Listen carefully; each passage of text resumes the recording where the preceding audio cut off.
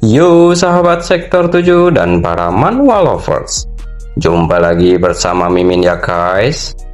Hari ini Mimin akan melanjutkan alur cerita manhwa yang berjudul Limit Breaker. Sebelum kita masuk ke ceritanya, Mimin ucapkan terima kasih sudah bersedia untuk klik video ini. Dan jangan lupa dukung Mimin dengan cara subscribe, like, komen, serta share videonya ya guys. Semoga kalian semua terhibur. Jika ada yang mau berdonasi, boleh ya guys, link ada di deskripsi. Tak perlu menunggu lama lagi, langsung saja kita masuk ke videonya.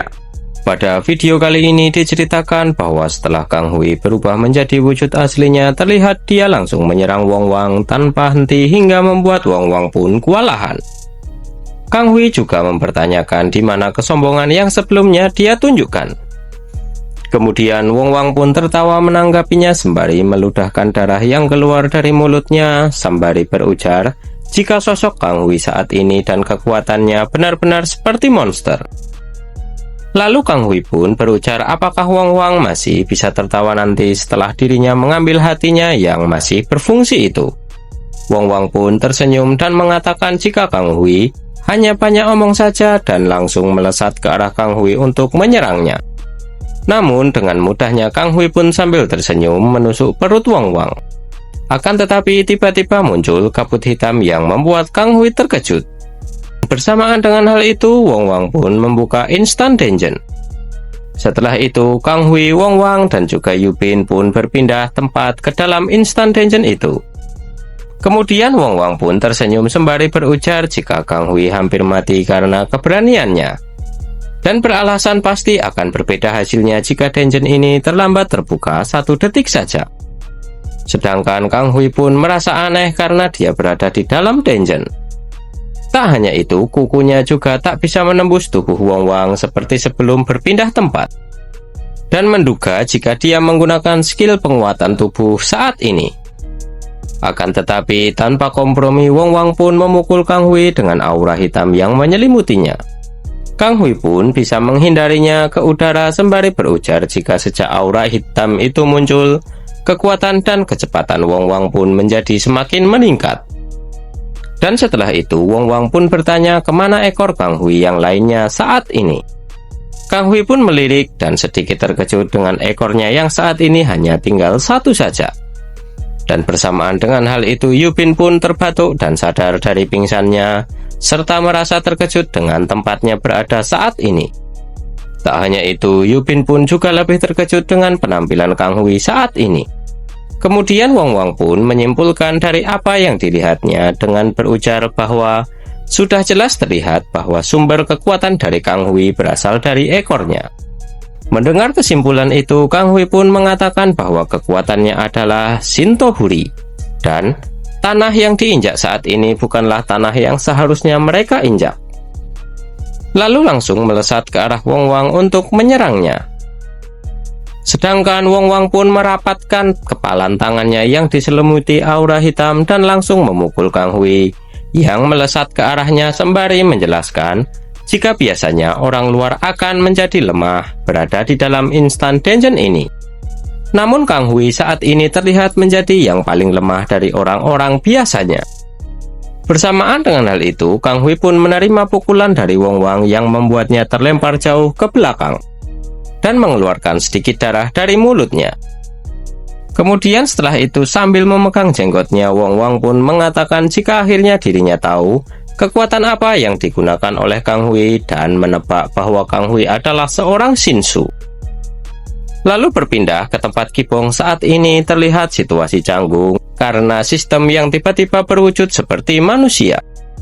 Setelah itu Kibong pun memanggil sistem yang ditanggapi oleh sistem dengan menyuruh Kibong untuk mempersilahkan Kibong berbicara. Kibong pun dalam hati berujar jika suara yang didengarnya itu merupakan suara yang familiar yang telah menemaninya selama 3000 tahun. Lalu bertanya apakah sistem saat ini telah berpindah dari dalam kepalanya ke wujud itu.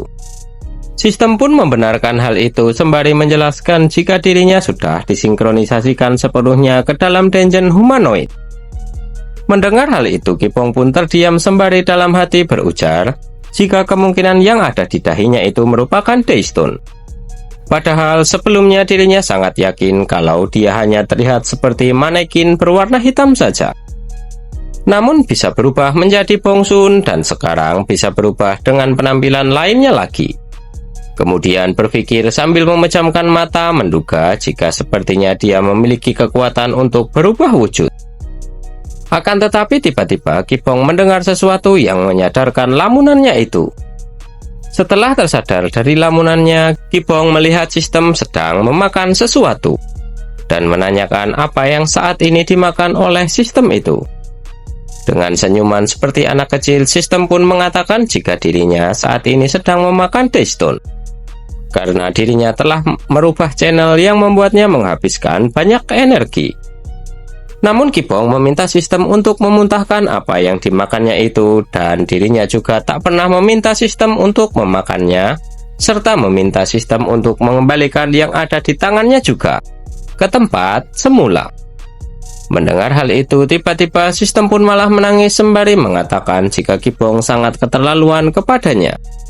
Padahal Daystone yang ada di sana sangatlah banyak dan dirinya hanya makan beberapa buah karena sedang kelaparan namun tak diperbolehkan. Sambil menghela nafasnya, akhirnya Kipong pun mengalah serta memperbolehkan sistem untuk memakan 3 buah Daystone saja. Sistem pun senang dan langsung memakannya dengan lahap. Sedangkan Kipong yang melihat hal itu terlihat syok dan membatu karena terkejut. Lalu merasa yakin jika sistem sudah berpindah ke dalam manekin itu dengan suara serta emoji yang dia keluarkan bisa menjadi buktinya. Walaupun disebut sebagai Denjin humanoid, dilihat dari penampilannya saat ini dia hanyalah seperti manusia biasa saja. Lalu mempertanyakan dalam hati kenapa Hype membuat hal seperti itu, serta bertanya-tanya apakah yang sebenarnya sedang mereka rencanakan. Setelah itu terlihat jika sistem sudah selesai makan dan terlihat tersenyum bahagia karena rasa laparnya sudah hilang.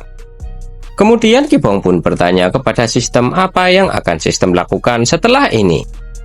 Apakah akan terus di tubuh itu atau akan kembali ke dalam kepalanya lagi?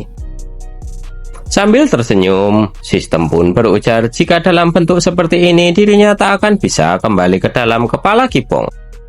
Dan dirinya juga menambahkan jika mulai saat ini dan seterusnya dirinya akan terus bersama dengan Kipong. Mendengar hal itu, Kipong pun menerima hal itu lalu mengatakan agar sistem membersihkan remah-remah Daystone yang ada di sekitar mulutnya. Sistem pun merasa sedikit malu dengan hal itu dan memakan sisa remah-remah itu dengan alasan jika dirinya harus memakannya sampai habis sampai remah-remahnya. Kipong pun tak menanggapi hal itu dan dalam hati berujar jika dirinya harus memikirkan bagaimana cara akan menjelaskan keberadaan sistem kepada teman-temannya nanti. Sedangkan sistem pun langsung menyerap Daystone yang sudah dimakan olehnya. Kemudian setelah itu kembali ke pertarungan Kang Hui dengan Wong Wang di dalam Instant Dungeon. Terlihat bahwa di sana Kang Hui dihajar habis-habisan oleh Wong Wang. Sambil tertawa bahagia dan memukuli Kang Hui, Wong Wang pun meminta agar Kang Hui memberikan ekornya kepada dirinya. Dikarenakan hal itu, Kang Hui pun kesal dan balas menyerang Wong Wang, namun usahanya itu sia-sia karena saat kukunya mengenai tubuh Wong Wang, kukunya pun langsung patah, tak bisa menembus atau menggores tubuh Wong Wang sama sekali. Sedangkan Yubin yang sudah tersadar melihat kejadian itu langsung berlari untuk menyelamatkan Kang Hui dengan menyerang Wong Wang. Akan tetapi serangan itu sia-sia karena Wong Wang menggerakkan tangannya dan langsung membuat Yubin terpental ke belakang. Setelah itu, Wong Wang pun berujar jika tindakan yang dilakukan Yubin itu sungguh romantis. Dan setelah itu, Wong Wang pun menyiapkan pukulannya untuk menghabisi Kang Hui yang sudah terlihat tak berdaya. Akan tetapi tiba-tiba dari arah Kang Hui pun keluar sinar berwarna biru yang menyilaukan bersamaan dengan sadarnya Kang Hui serta melompat menjauh dari pukulan Wong Wang. Selain itu, Yubin juga terkejut dengan hal itu karena saat ini terlihat ekor Kang Hui pun kembali muncul. Dan bersamaan dengan hal itu, di antara mereka berdua terlihat bahwa Yui dan Jugu yang bersama dengan si jahat pun membuka Instant Dungeon itu dari luar dan langsung masuk ke sana. Si jahat pun terkejut melihat sosok Kang Hui serta mengira dia merupakan monster di dungeon itu. Lalu dengan muka seriusnya dia pun memutar tombaknya sembari berujar jika dirinya pasti akan melindungi Yui di tempat ini. Yui pun terlihat bingung dan mengiyakan perkataan itu. Namun setelah itu, Yui pun berlari ke arah Yubin yang terlihat sedang terduduk dan terluka di tempat itu. Melihat Yui mendatangi Yubin dan mengkhawatirkannya, si jahat pun terlihat kesal karena menurutnya dia sudah terlihat keren tapi diabaikan oleh Yui yang terlihat sangat dekat dengan laki-laki lain. Bersamaan dengan hal itu, si jahat pun mengarahkan tombaknya ke arah Yubin sembari menanyakan siapakah identitasnya. Melihat kejadian itu, Yui pun menjelaskan jika Yubin bukanlah musuh. Namun si jahat pun ngotot bahwa Yubin adalah musuhnya karena Yubin bisa masuk ke tempat ini.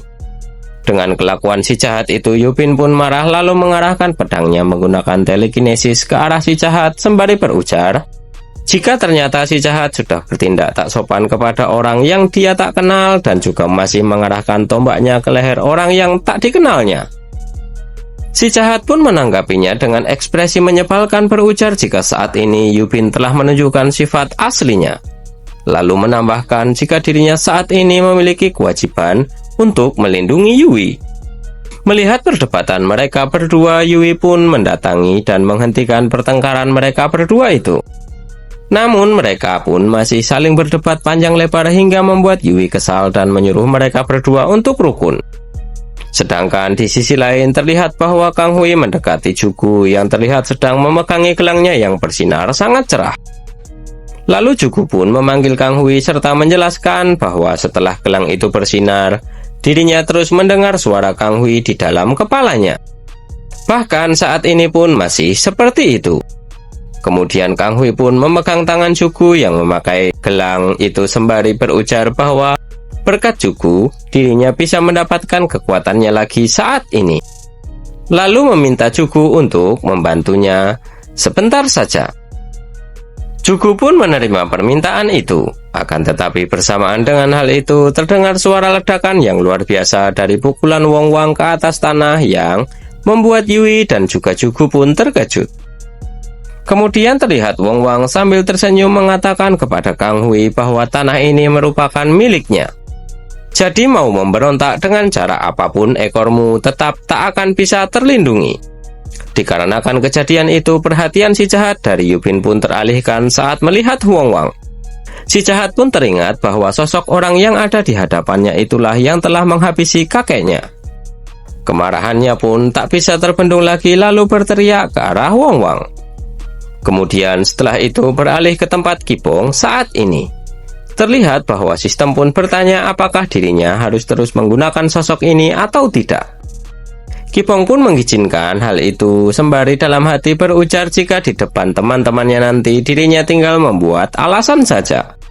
Lalu setelah itu sistem pun menanyakan siapakah namanya kepada Kipong. Namun dengan santainya Kipong hanya menjawab jika namanya adalah sistem. Akan tetapi sistem pun kecewa karena selama 3000 tahun dirinya telah dipanggil dengan nama itu.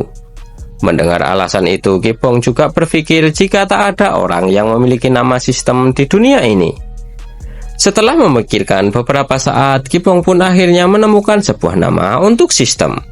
Lalu Kipong pun mengatakan jika mulai sekarang nama sistem akan berubah menjadi Sisu. Sambil tersenyum, sistem pun merasa jika nama itu bagus hingga Kipong pun terlihat bangga dengan nama yang dirinya berikan itu. Namun dalam hati, sistem merasa kecewa karena sebenarnya nama itu kurang bagus. Namun karena Kipong terlihat senang, dirinya memutuskan untuk menerima nama itu.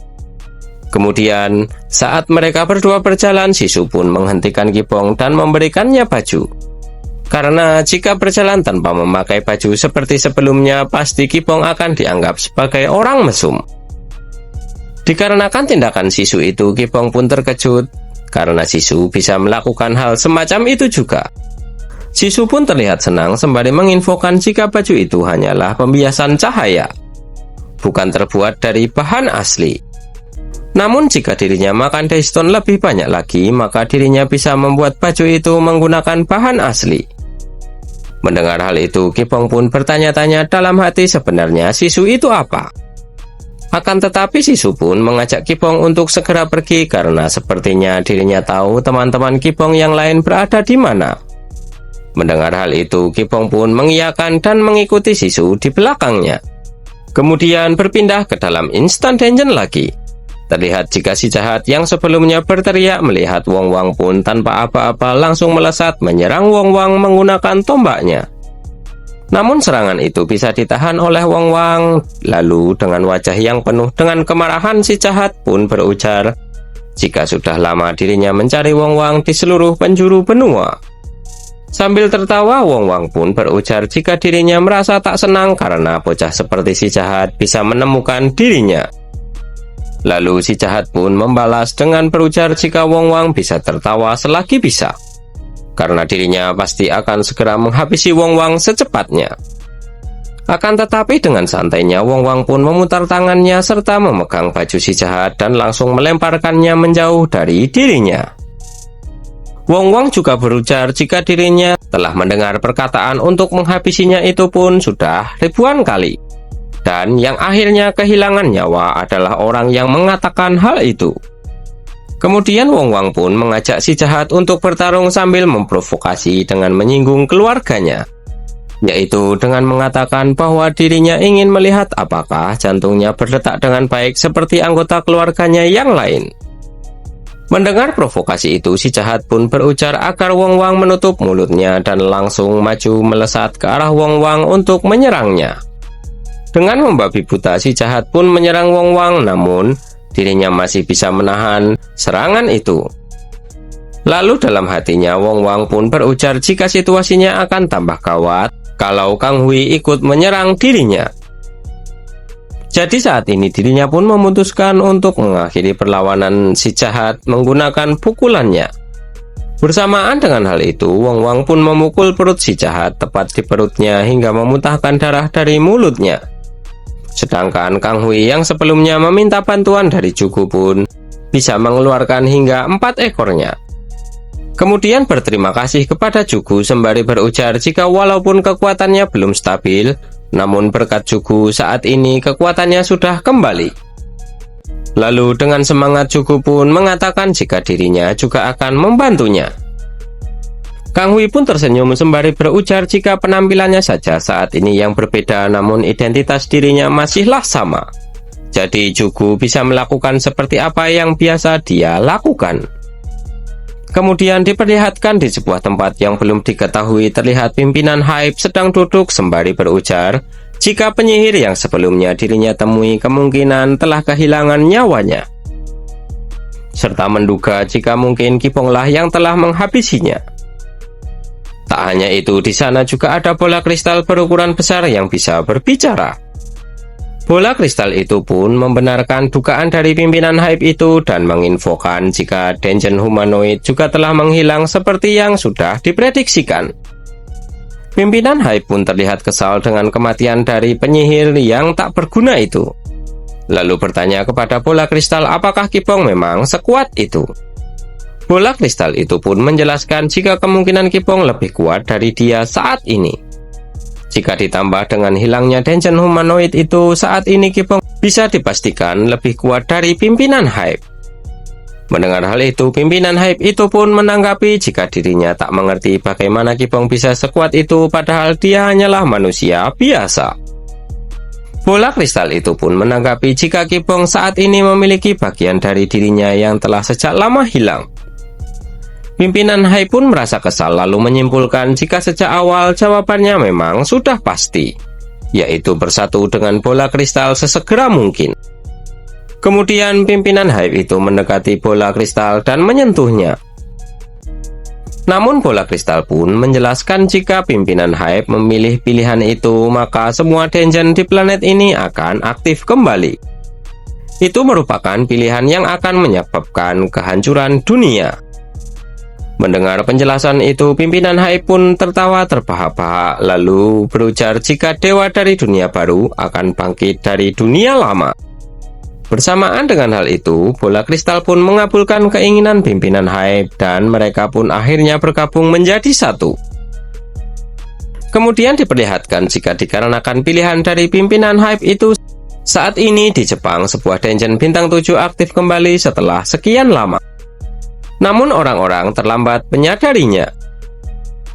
Di saat itu terlihat bahwa seorang guru sekolah taman kanak-kanak sedang ingin melakukan tur keliling dungeon bintang 7 yang merupakan sarang dari Beramise. Dia mengira jika dungeon itu aman karena sudah dibersihkan. Terlihat juga bahwa dungeon itu dijaga oleh 2 orang player rank B. Kemudian guru itu pun memimpin anak-anak untuk segera memasuki dungeon itu sembari berpamitan kepada penjaga itu.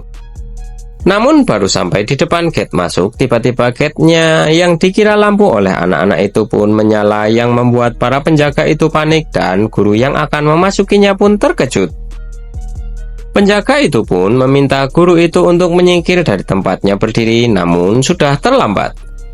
Dalam sekejap tubuhnya terbelah menjadi 2 tepat di hadapan murid-muridnya yang membuat anak-anak itu pun menangis histeris melihat gurunya yang sudah otomatis pindah alam.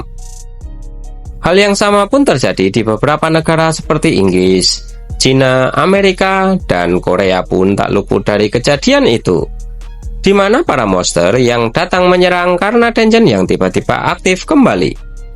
Di Korea sendiri terlihat Perdana Menteri Gu turun tangan melawan para monster sembari berujar dalam hati jika semua kejadian ini terlihat aneh, padahal tanda-tanda dungeon terbuka sama sekali tidak ada. Sedangkan Pak Presiden terlihat pusing dengan keadaan yang mengharuskan hidup di dunia yang tak normal seperti ini.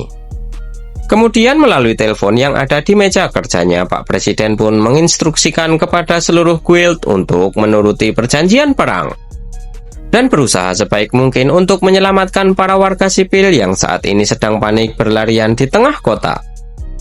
Dan sekali lagi, dengan tegas Pak Presiden memerintahkan agar semua monster-monster itu segera dikalahkan.